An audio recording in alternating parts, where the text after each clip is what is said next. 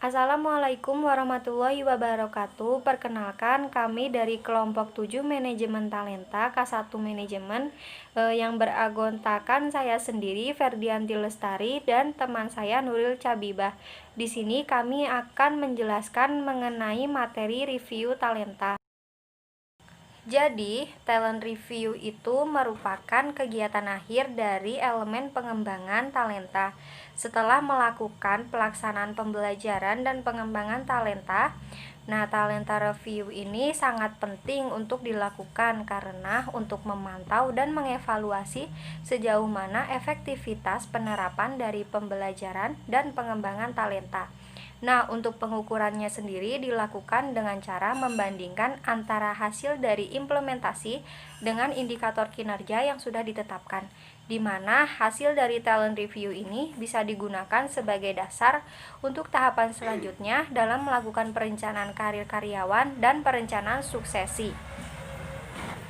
Terus, apa sih tujuan dari review talenta? Jadi, tujuan dari review talenta itu yang pertama, memaksimalkan untuk mencapai kinerja superior organisasi melalui karyawan yang bertalenta. Yang kedua, fokus pada optimalisasi penggunaan sumber daya organisasi yang dimiliki oleh perusahaan. Yang ketiga, dengan review talenta diharapkan dapat meningkatkan komitmen, motivasi, dan kepuasan karyawan yang bertalenta.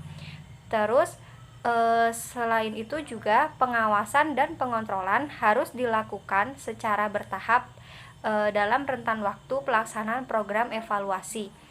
Untuk pengawasan dan pengontrolan dapat dilakukan dengan evaluasi efektivitas program. Evaluasi efektivitas program dibagi menjadi dua. Yang pertama, evaluasi proses. Pelaksanaan ini dilakukan untuk memeriksa bagaimana sih program yang dirancang, dikembangkan, dan dilaksanakan. Terus, evaluasi proses ini dilakukan sebelum program berlangsung dan selama program berlangsung. Apabila sasaran pembelajaran tidak tercapai, harus dipertimbangkan untuk dilakukan penyesuaian dan rancangan program. Ketika semua proses diperiksa, maka akan diketahui bagian yang telah berjalan namun kurang sesuai dengan indikator yang telah ditetapkan. Terus yang kedua ada evaluasi hasil. Evaluasi hasil ini dilakukan saat program selesai dilaksanakan. Tujuannya untuk melihat seberapa efektif program mampu mencapai tujuannya. Terus, evaluasi hasil ini dapat dilihat dengan beberapa indikator. Yang kedua, evaluasi hasil, di mana evaluasi hasil ini untuk melihat seberapa efektif program mampu dalam mencapai tujuannya. Untuk evaluasi hasil ini dilakukan atau dilaksanakan saat program itu selesai dilaksanakan. Untuk menilai evaluasi hasil, ada beberapa indikator. Yang pertama, berdasarkan reaksi, yaitu persepsi dan emosi karyawan terhadap program berdasarkan pengalaman yang dirasakan. Untuk penilaian evaluasi hasil ini yang berdasarkan reaksi, itu biasanya dilakukan melalui survei kepuasan terhadap karyawan yang mengikuti program tersebut.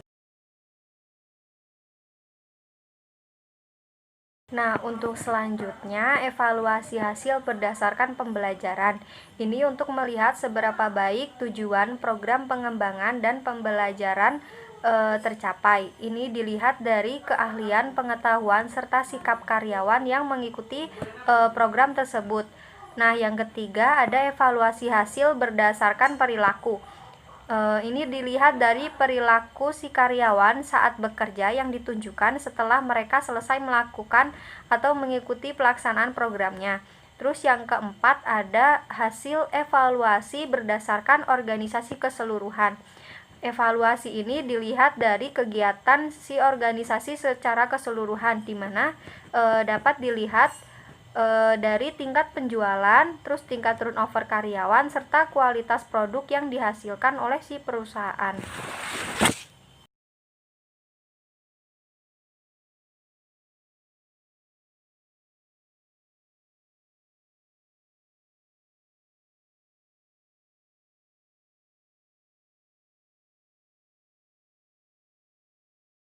golongan umpan balik. Yang pertama yaitu dilakukan secara terstruktur.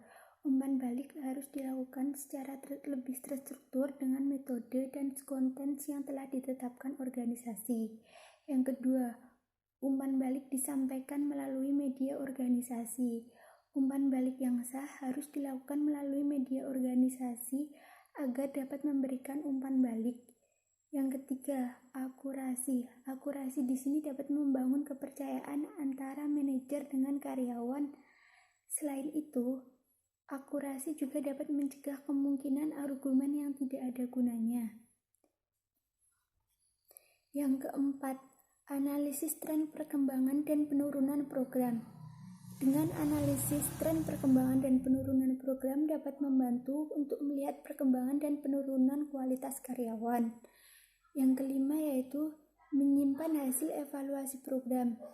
Evaluasi ini penting untuk mengembangkan program, karena evaluasi memberikan masukan kajian dari hasil pelaksanaan program.